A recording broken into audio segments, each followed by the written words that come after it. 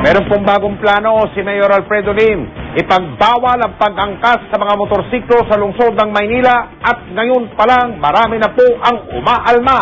Nakatutok si Ivan Maynila. Parami na ng parami ang mga sumasakay na motorsiklo sa Kamaynilaan. Bakit nga naman hindi? Bukod sa matipid na sa gasolina, mabilis at iwas traffic pa. Pero kasabay ng maraming bentahin ng pagsakay nito, makailang beses na rin nagamit ang mga motorsiklo bilang getaway vehicle sa maraming krimen, partikular sa holdapan at snatching.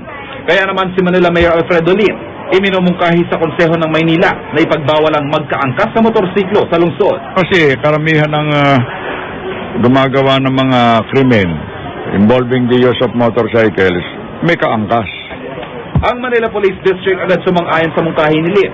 Malaking tulong daw ito sa pagsugpo nila sa maraming krimen.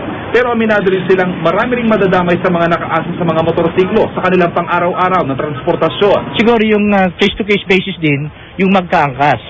Para kasi meron na tayong, meron tayong initial na dahilan para sitahin natin.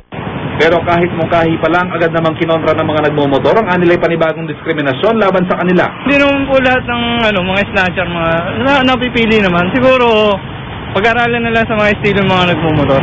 Para sa akin, siyempre kung kagaya namin mag-asawa, pwede naman siguro. Siniguro naman ni Lim na dadaan sa masusing public hearing ang anumang ordinansang ipapasa sa lungsod bago buuin ang mga panuntunan kaugnay nito.